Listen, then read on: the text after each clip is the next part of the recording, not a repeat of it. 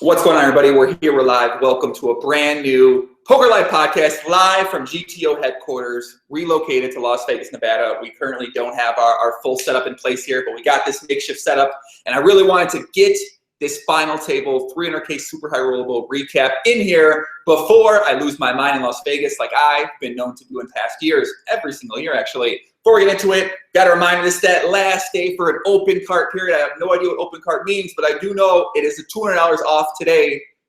Last day for the upswing course for PLP Pertouche, his multi-table tournament course. It goes up $200 tomorrow. I just finished up the module on how to flat call top boat on the river at a final table. I'm very excited to go use that strategy out there in the PLO tournaments this year. You know, it's a known course. You know, maybe that's actually not going to be applicable for me now that I think more about it. But putting out those 20 bonus videos as well. I think there might be a new bonus module on how to make I'm kidding. I'm going to make that joke. Shout out to PLP, man. We're going to get into that. Yeah, you know, there's like some big hands. But links in the description below. Extra content's out there. But yeah, man, let's get into it. So the coverage is finally over.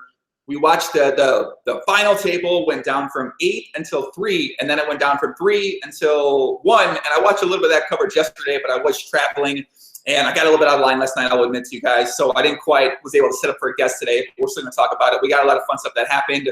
And yeah, let's kind of just get into it. So the bubble overall, when it went, it took a long time for the bubble to burst. I think we were watching for about 5-6 hours. Unfortunately, our man Jason Kuhn went out on the bubble. He still took home $60,000, I believe, but he seemed to handle the defeat quite well. I think a lot of people out there said very nice things about him, and it's unfortunate that we couldn't give him that podcast run, get out there and propel him to a final table. But ultimately, Christoph Vogelsang was the one who took it down. He took down $6 million, and the last hand that him and Jake Schindler played was fucking crazy. So I think if you guys watched the hand, it ended up being 10-7 versus Jack-8. The flop was 10-2-3. So Vogelsang flop top pair.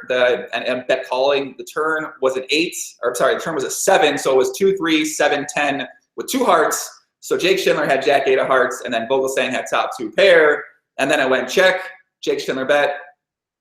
Vogelsang raised, and then Schindler called. The river was a deuce, so it paired the board. So the board was 10-7, 2-2-3. The flush draw missed. On the river, Vogelsang makes a big bet. Schindler shoves all in, and Vogelsang tanks for a little bit. He's like, oh my God, you know, he thinks about it, calls down. So Schindler ends up losing the motherfucking super high roller bowl, 300K with a bluff. And I mean, I guess it kind of ties in as well with the hand where the hand between PLP, Pertouche, and Jake Schindler took place. That was probably one of the most talked about hands. When PLP had aces, he 3-bet pre-flop, he squeezed. Original razor folded, and then Jake Schindler called with 8s on the button. They were both the chip leaders at the time. So Pertouche had aces. The board came down, like, what was it, Queen 8. It was Queen 8-7, I believe, or Queen 8-6 with 2 hearts. So Jake Schindler flopped that top set. So Pertouche check called the flop. Turn was a 2 or a 3. Pertouche check called again, and the river paired the board, so that counterfeited any possible Queen 8, but I think we're unlikely in that situation anyway. So board came out Queen 8-6-3-3. Flush draw missed on the river, and then Pertouche checked. Schindler went all in. PLP tanked for a long time, and they made the call, and unfortunately, he lost. You had a bunch of people on Twitter talking about, oh my God, what the fuck? How does he call there? You got to know this guy's got a big hand. The guy's got to know he's not bluffing, and people were giving PLP shit about it. I know PLP made a tweet where he was pretty hard on himself as well. You know, he talked about how, you know, I can't believe I fucked up the biggest final table spot, the biggest moment of my poker career, of my life. And yeah, man, it seems like PLP, you know, I heard he's been a little bit off the grid here for these last couple of days. So, you know, hopefully out there, I imagine this is going to be tough to deal with. I think he thinks he made this really terrible play, this really horrible play. And, you know, while this situation with Schindler, he made another big bluff in another spots. And obviously we saw this final hand. So we know Jake is capable of potentially pulling out a massive bluff in a spot. Now, I do think this spot is a little bit different than maybe the last hand that took place. I do believe PLP's hand was relatively face up on the river in that spot. Aces or kings, he could have potentially had a hand like ace king of hearts. I do think he probably would have chose to bet that hand rather than check call 2 streets with that hand. But, you know, I'm not necessarily Nolan Pro. I'm not PLP. I haven't finished the upswing course. I'm getting carried away with these things. But yeah, man, there was a lot of chatter out there. And I think, you know, I've heard from both sides. Most people out there seem to think if you fold, you're showing a bluff, then you're going to want to kill yourself either way. You're like, in either way, you're never happy in that spot. And I think it's just a spot in poker. It's obviously incredibly unfortunate that it took place at a final table. of this magnitude where first place is $6 million. But yeah, man, hopefully we'll be able to talk with PLP, and I think hopefully we'll be able to have him on the podcast very soon. I know we're going to have him on this week, but yeah, man, stay tuned for that next week, and we do send our love out there to PLP. And but yeah, man, I see we got a lot of guys here live. What's going on, everybody? Hope you guys enjoy the Spy Roller Bowl. So I want to talk a little about the PokerGo. So PokerGo, you guys know, is $9.99 for the subscription. They gave you the first day free, and then they charge you that. They charge you $9.99 to watch it the rest of the time. So seemed like coverage overall, it froze a bunch of times, but outside of that, I thought the coverage was pretty good. I did, the last day there was this big incident between Luis Leon and Jason, I think it was Justin Bonomo actually, where they came back from a break and then the players didn't want to show their hole cards. I think it seemed to me that they were alleging that some cheating was taking place somehow. So you guys know the stream is 30 minutes behind, but at the same time, there's RFID indicators in the chips. So what it seemed to me was that the players were saying that maybe someone from the truck is relaying information to one of the players. Luis Leon ended up, I think maybe the hand was he raised pre-flop with an ace-5, check back ace-queen-3. The turn was a jack when Byron Caverman turned the nut straight. He let out, and then Luis Leon made a fold. I got to be honest with you, from watching Leon play Pop in Omaha, I've never seen him fold top pair in my entire life at PLO. So to see him fold top pair, I think it was more than once, and he did make some, he made some creative plays. I think he bet called King Jack on 9-10-3. Turn was a queen, but he let out, and at the same time, his opponent didn't have anything, so I think he probably would have checked if he knew what his opponent had in that spot, but, maybe he doesn't actually know what the whole entire, I don't know. Listen, I don't really want to get too into it. I don't know the specifics behind it, but this did greatly change the coverage, in my opinion, I think in many others' opinions, because a lot of us watched that coverage for 20 some hours, maybe 30 some hours at that point. We're seeing the whole cards, and now it goes to a point where there's certain players who only show their whole cards after the hand's over. So when players fold, they're showing their cards. And there were some players like the Stefan Schilhabel, who wasn't even showing his cards sometimes. So, it's still something I need to find out more about. We might be having Luis Leon on the podcast. I'm going to talk to the Poker Central guys and try to find out exactly what the fuck's happening there. But it seems like in that spot, if this is a situation where they're going to let them, as the people running the tournament, not show the cards, well then that's a serious allegation if you're saying, I think somebody might be cheating. So to me, I don't know if you stop the coverage and figure out what's happening, like if there's something Poker Central could have done differently in that spot to not have dealt with it the way it did. But I do know that, people weren't very happy about that. And I don't know, man. I think for me, it certainly made that final table a little bit less enjoyable to watch. I'm sure it was for other people out there as well too. I'm sure some people didn't necessarily mind, but hopefully in the future we can figure out a way, sort of past that. And I don't know. This cheating allegation is pretty serious to me, and I don't think it's been really talked about enough. And I don't know even how. I don't know. We really need to find out more information about it. But where it stands right now, down from that last, I think it was maybe 7 players, there was a couple guys just not showing their cards once in a while. Pretty often, actually. And sometimes they'd show it, sometimes they wouldn't. And I don't know, man. It did give us a great time where Luis Leon came back from a break. He talked about, you guys are all playing someone else's money. I play my own money. And then there was something talked about where he bet $1 million in the pit, and he might have won $6-7 million. So Luis Leon, man, King's Casino owner. He got a lot of money. Obviously, these other poker players, it's normal. If you're a professional poker player, the variance in these tournaments is fucking high, especially against some of the best players in the entire world. You're probably not going to be having all your action in that spot anyway. And even if you could afford it, you probably wouldn't anyway, just because you realize, hey, just for a living, I can't be having 100% of myself in every single tournament I play. So on the one hand, I understand the needle from the businessman. He thinks everyone should play his own money, I guess. But this is sort of how poker works. This isn't a big fucking secret. This isn't anything new. This isn't something that just came onto the scene in the past year. Maybe it's just something that's being found out by other people out there, where now they're like, wait a second, these guys don't really have 100K every tournament. Well, it's been that way for a long time now. So we're going to see what happens with that. It did seem to be like this is becoming something a little bit more serious in the high roller community, where some of the businessmen may have an issue with these players swapping so much. And I think I talked with a couple guys who said some of the players don't play these high rollers anymore because there's so much of this action going, and there's piece swapping and all this kind of stuff, and I guess that's turned some players off in addition to some other things. And I don't know how true some of this is or how much this is just allegations and some people's kind of talking out their ass and stuff like that, but I don't know, man. It's going to be something interesting to follow as these super high roller bowls become more of a thing, as these 50Ks become more of a thing around the world, as the 100Ks become more of a thing. And, you know, I don't know, man. It's,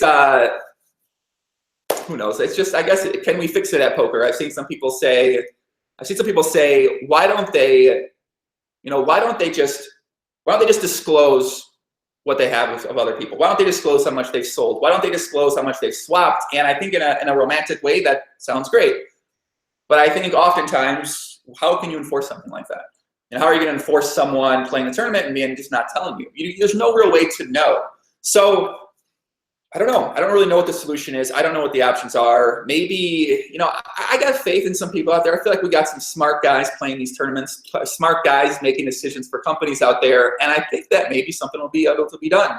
But anytime soon, you know, I'm not quite sure about that. And yeah, man, I don't know. I'm going to be very interested to kind of talk with all the players here around Vegas while I'm out here. Just kind of get different takes and different feedback from people on what they think about the current situation of things and what they thought about this incident that took place in the Super High Roller Bowl, because I don't know, man, it seems like a very serious thing to me. So there was an interview loosely on Put Up with Poker News where he said that Justin should have been disqualified from the tournament and this type of stuff. And I don't know if I'm ready to go that far, but yeah, like I said, we might be having Leon on the podcast too. Very interested to discuss this with him. And you know, I think he talked about where player, you know, we should be having fun. The bubble just bursted at one point. He said, you guys play someone else's money, I play my own money. You guys should be having fun. Now, I think on one hand, I understand where he's coming from. He probably has, who knows how much fucking money Leon's got. So he's saying, this is $6 million, man. You know, I just gambled in the pit, I won $5 million. But at the same time, this is the way that these other guys make a living. Leon's not making a living in the Super High Roller Bowl tournament. But the other players in this game, they're professional poker players, they're all making a living in this game. This is very serious money to them. This is a very serious time. The prestige on the line is a very serious thing. This is an accolade that goes on your resume for forever, basically. So I don't necessarily agree with when he said that, when he talked about you guys should have more fun. And I can understand the play being tight, being overly conservative, being, you know, not necessarily being this active, talkative atmosphere with the players that happen to make the final table. So, you know, with that said, people have always talked about how, you know, it was boring. People were playing like nits. I think Alan Cunningham, the fucking legend himself from World Series of Poker coverage, talked about the guys are playing chicken shit. And I think it's easy for us to be sitting on the fucking couch. We got our bottle of water talking about, oh my God, what is PLP doing calling with queen 6 on the river and queen 4-4, whatever it was. You know, what are these guys playing so tight for? Why is PLP just flat calling with kings or not even c-bet? Now this is a spot, I mean, we take some issue with that, where he's not, doesn't value bet the pocket kings on that river when the river was the 9. I think it was 9, 6, 3, 4, 5, something like that maybe. You know, I think it's really easy for us to criticize other players and for us to sit back and say, you know, I wouldn't do that, or I wouldn't do this, or this fucking Snapshot says to do this, or this course says to do that. You know, but at the same time, you know, they're in that position. We're not in that position. Everyone has their own approach. Everyone has their own strategy. Everyone has their own way that they take to doing things. So, and it could be a symptom of everyone else is playing tight. So then, therefore, other players started to play tight, and it didn't necessarily work out where one player started to take advantage of that with some extra aggression. So, you know, I don't know, man. I think it's easy to judge other people's play from the couch, but obviously in that moment, that's a big spotlight. It's live. It's around the world for people to watch who pay $10 or potentially watch an illegal stream or potentially watch it back later on. So, you know, while I like to think my balls will be all big and I'll have nerves of steel and I'm not going to fuck up that spot and I'm gonna play every situation perfectly and do everything perfectly. I think we all can understand how that might not have happened and how you could, you know, why sometimes you might make plays where some people say, you know, what the fuck are you doing? But at the same time, sometimes you just make some bad fucking plays.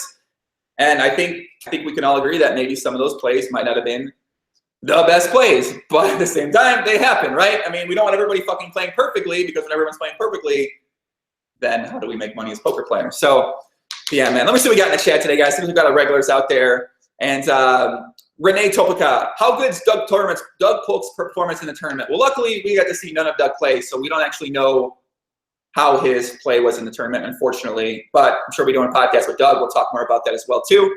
And who we got? No hate out there. I think that's Jacob Ortiz. Addie's out there. Arlie's out there. Steven Lyons. Ed Haas. Bucky 1986. What's going on, everybody, man? Thanks for tuning in for this little Friday evening. I think it's 3 p.m. here. Actually, I don't know what time it is here. What time is it here, John? I honestly have absolutely no idea what time it is. 3 p.m. here right now. I think it's 6 p.m. back Eastern, a little bit later than we normally do these things. So, but yeah, overall, PokerGo, where do they go from here? So they released their World Series of Poker schedule today in terms of what they're going to be streaming on the PokerGo app. And I haven't got a chance to look at the full schedule, but people don't look happy. It looks like they're not streaming a very big schedule of events. And I don't know, man. I don't know. I think that in a perfect world, they should probably stream more events. I don't know if this is a case of how much it costs, or I don't exactly know why. I'm going to find out why they're not streaming more events. But it does seem a little bit strange that they would purchase the rights. All these events have been streamed for free in the past, and now they're only streaming a fraction of those events and charging you money. So I don't know. I don't know. I'm not a guy's I'm not the professional, membership entrepreneur like that in terms of figuring out this and that and why these decisions. But that doesn't seem optimal to me. That doesn't seem smart to me. That doesn't seem good for poker to me. That doesn't seem a lot of things for right now. Now, obviously, they are going to be streaming the main event, which is a big, big difference in past years, and I'm very, very excited for that. Main event's also going to be on ESPN, I believe, some of the hours too. Once again, I'm excited to see what that looks like.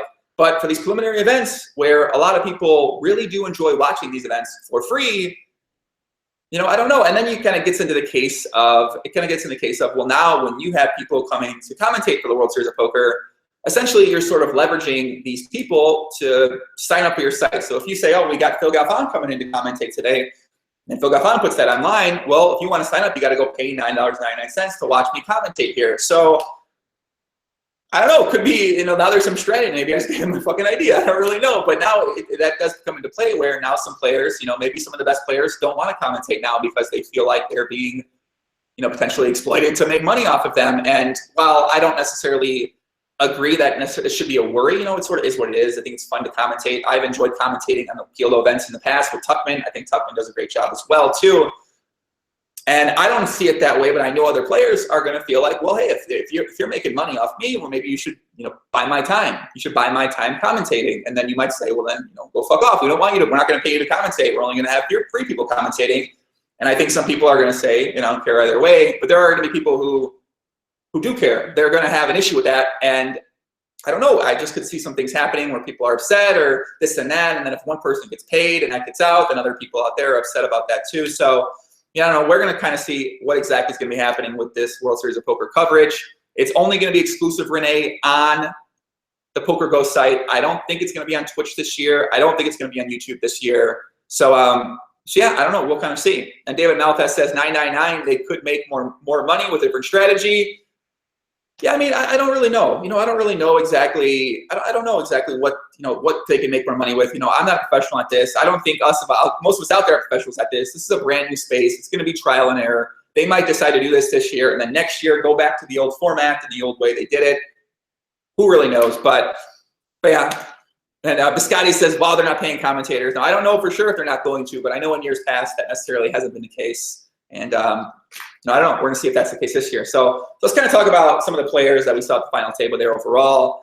I think that the guys I was obviously most impressed with was Christoph Vogelsang. I thought he made some really great decisions. I thought he avoided spots well. I very much enjoyed seeing him play. He doesn't necessarily talk much, and he tends to take a little bit longer on decisions that he makes. But he's been a high-stakes boss for a long time. He's been playing cash games on Full Tilt PokerStars for a very long time. I think remember back in the day in 2009, 2010, when I would randomly try to play 10-20 on PokerStars, 5-10 on PokerStars, he was there with the 2067198 screen name. He was always there, grinding every single day, putting a ton of work. So yeah, I got a lot of respect for his game overall, and I think I have a lot of respect for anybody in the poker community who's been able to stick around and play those high-stakes cash games, transition to high-stakes tournaments, and also still be competing in high-stakes live games. I think that's just a thing that's very hard to not respect in the poker world, knowing how hard that is. So yeah, I very much enjoyed it playing. I very much enjoyed seeing Byron Kaverman play. I thought he played great, and I can definitely see why he's had the success that he's had in the past. I thought Justin Bonomo, it seemed like at times he maybe went a little bit of tilt, but overall I enjoyed seeing him play. I thought he played a good game too. I thought Jay Kuhn grinded out that short stack for a long time, and he hung on there. He had a double up.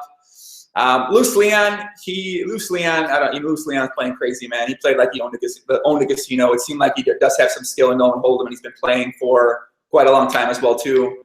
And I mean, I don't know. It's really hard to take, take some sort of like, I don't know, negative feeling towards how other people played.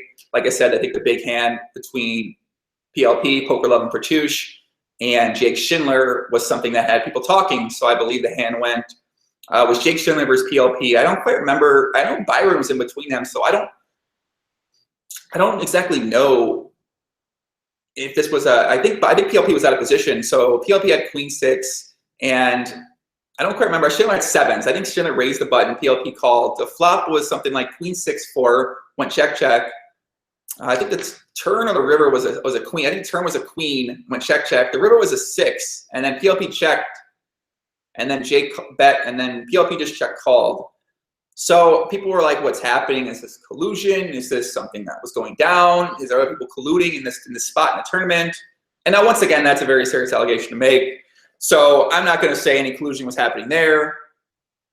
But yeah, Byron opens. Schindler flats 8-8. PLP 3-bets. I don't quite think that was the hand that took place, but it was a 3-bet pre-flop by PLP. So yeah, this hand was something like this entire hand just didn't make much sense to me. So even the hand history, when I was watching, I was like, what the? Because I ran to the store and I was like, what?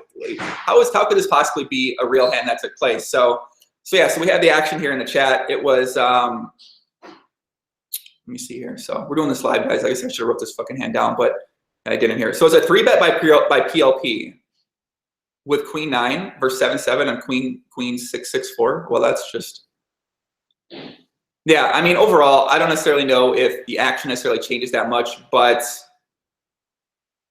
okay, under the gun versus small blind, Queen 9 suited versus 7-7. Okay, that makes more sense. I was like, why did PLP ever open Queen 6? So PLP opened under the gun. Schindler called in the small blind with 7-7. Flops Queen 6-6 rainbow. Went check check. Turn was a queen, so Queen 6-6. Went check check again. River was a 4, and then Schindler let out and PLP called. So Schindler leads out with 7s. PLP has Queen 9 on Queen 6-6-4. He just calls. Now, I don't know what's happening. I don't know. I can't explain that. I think Doug may have posted something on Reddit Poker about it. I don't know. I mean, there was some merit. There was something out there that maybe PLP is trying to figure out what Schindler's small blind range was. I mean, I think you can kind of figure out what Schindler's small blind range might have been in that spot. Probably 7s and ups. Probably ace-10 suited type hands and up. Probably some king, queen, king, jack suited hands, king, queen suited hands. Maybe folds king, jack. I mean, I think PLP has enough experience to understand a great player's small blind range versus an under the gun open when they're pretty deep stack. I mean, PLP's played a ton of poker tournaments. He understands ranges quite well. I don't imagine Jake Schindler is getting too out of line in small blind to a point where you're just going to flat call for information on that river. I mean, I don't know. It doesn't make much sense to me, guys. I don't really have any sort of reasoning. Like I said, there's a module in the new upstream course where it talks about it. I think it came up yesterday. I don't really know. I'm kidding. It's actually not on there, but it'd be cool if it was in there. I want to know. Add the module. I want to know exactly what's happening there, but got no explanation, guys. I really don't know what the fuck's happening with that. It doesn't make much sense to me. Maybe he's worried that if he raises, his hand, he can't have queen, so he might get bluffed by a 6. I don't know, man. I feel like you get called by a ton of worse hands. So you get called by ace high, you get called by pocket 7s up to pocket kings in that spots. I mean, maybe if Schindler does have a queen, he makes a massive re-raise. I don't know. What are you scared? It doesn't I don't know, man. If he's got pocket 6s, you lose. But listen, I go down with the ship there, man. I make a raise. He goes back over the top of me. That's just me. I'm not an Omaha pro. I'm not the 300K pro roll the final table. This ain't the great game of Omaha. I don't really know what's happening, but yeah, that was a hand that took place. And so DPP says, I think PLP setting himself up with checking or slow playing most of his big hands. So that's something that you're going to find in when you play against good players, is that they certainly do like to balance their ranges where we're all right. Now when PLP checks back flop, checks back turn, now people aren't going to think he's going to have those netted hands in his range in future situations. So they might see PLP play queen 9 that way. Maybe that's some merit. I mean, this is actually a case where he wants to get the showdown. He wants people to see that he played his hand that way on the flop and on the turn. Now the river flag call, I mean, that does to me, guys, I can't get to that one, but there is some merit where maybe he wants to show that hand down, and now other players are like, okay, well, maybe PLP's turn range is going to be a little more protected when he chooses to check back in these spots. And we saw him take a pretty tricky line, I believe, with King in one spot too. Now, I don't know if this was tight play, if this was being a nick, what this exactly was, but yeah, I mean, that certainly could be one explanation for it as well. You know, Biscotti in the chat says it was just scared play because of the stakes. You know, certainly could have been some merit to that as well too.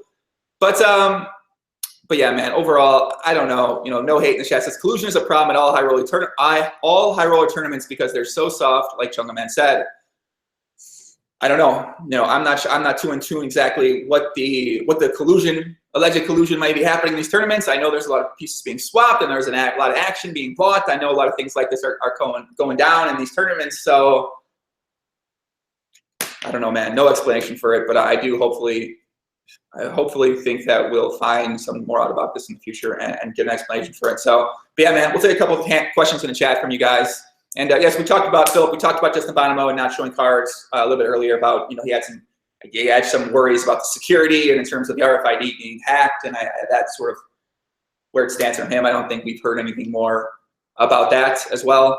I'll kind of check the list. I didn't make a big list, guys, because I knew it was just going to be me talking about this today, too. Shout out to my buddy Joe and the Wizard Assistant over here, working hard on Instagram, working hard on Snapchat, working hard on Twitter, and on Facebook. He's been doing a great job. We're going to be out here taking over Las Vegas, and by that I mean just trying to stay alive, let's be honest with you guys. So, yeah, man, I think overall coverage was really great. Very excited to see exactly what they do in the future with the Super High Roller Bowl event. I am excited to see what they do with the main event, although it is last minute. I don't know how much different it'll look than in years past. But I think the coverage was great. I enjoyed the broadcast very well. I thought Ali Najad did a very great job commentating. I thought Ali balanced quite well in terms of with the needles on players, with the funny jokes. I mean, I liked Ali's commentary. I liked it for sure. Nick Schulman, the guy I want to get his vocabulary for a day. He speaks so well about poker. He's got all these terms down quite well. I can listen to him talk about poker for a long time. Nick Schulman on the pod. If I say Nick Schulman, I'm 100%. I'm going to try to, at least. I'm going to ask him. So, yeah, overall, like I said, coverage is good. Looking forward to seeing what happens next. And I don't know, man. This is kind of my cover. This is what I watch for the year. This is going to be my show I watch for Nolan Hold'em for the year. This is going to be the one time I get really in-depth in Nolan Hold'em, probably for the year. Unless I play turn. I don't know. But main event's coming up, too. That's going to be live as well. So, based on the chat here, look what we got in here. Gil Liberté on the podcast, for sure. Sam Paco says, thoughts on Maria Ho? I thought Maria was a little bit nervous that first day. I thought she got a little bit better overall as the coverage went on. Go to Maria overall. I think it's a tough spot either way to be that sideline reporting job. And people, you know, I think the producers kind of they say, you know, ask about this, keep it like this. The players are just busting. I don't think she necessarily has much wiggle room when it comes to creativity. Doing the sideline reporting like that, when the question people come, I think it's an uncomfortable position to be asking these players who just busted out of the final table, you know, how did this feel? You know, you want to kill yourself right now? Do you want to die and stuff like that? I mean, you know, I don't know. What do you ask them really? You know, it's just, it's kind of just, you're there to just kind of be there. I don't really know many sideline reporters in that role in any situation where they really add much to the show. Maybe Craig Sager in the NBA, you know, like years past. But overall, I think it's just a tough job. There's not much you can necessarily do about it.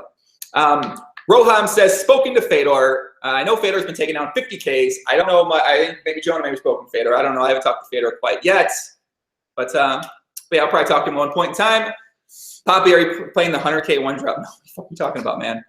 Let's see here. Joey, what do you think of Jesse Sylvia's thoughts on hands? I thought he butchered some ideas and how some of the hands were played. Like I said, man, I don't know that much about Nolan Hold'em hands in 2017 right now, boys. Man, I'm gonna hit the lab, man. I want to find out more about Nolan Hold'em. It seems like a fun game of two-card Pop in Omaha for sure.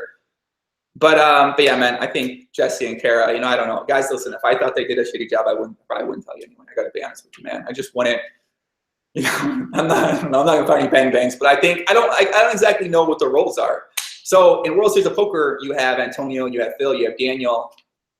Like, I don't know, man. They pretty much do a very similar thing. Like, what can you really do? I don't really know many of these hosts on these shows who I feel like do this amazing job where I'm like, oh my God, I want to watch that, except on NBA and TNT. I think that's the only show where I watch it and it's any different. So when you get to that point, you have the color commentator sort of setting Jesse up. So Kara's setting him up. What you think about this? What you think about that? And she adds a little bit of context on top of that. Maybe she adds in some of her own thoughts on a spot.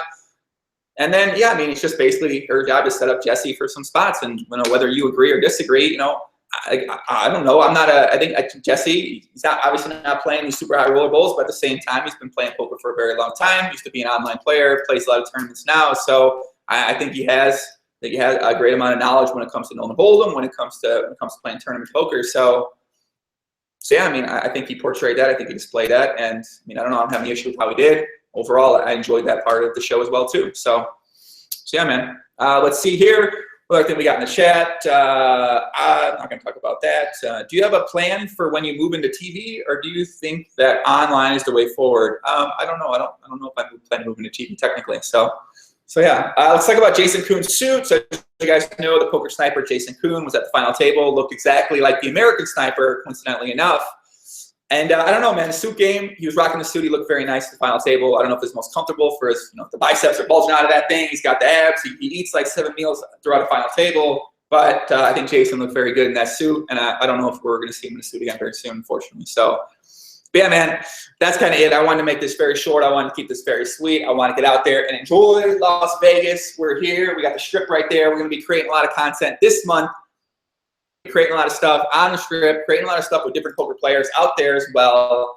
And I can't wait. I'm very excited. I'm excited to play some Pop Them in Omaha. I'm excited for the PLO World Series of Poker events. I'm excited to try to stay and live a very healthy lifestyle. So stay tuned for YouTube. Stay tuned for the Instagram videos. I'll be posting Instagram story at PoppyGTO. I'll be posting my story all throughout Vegas here.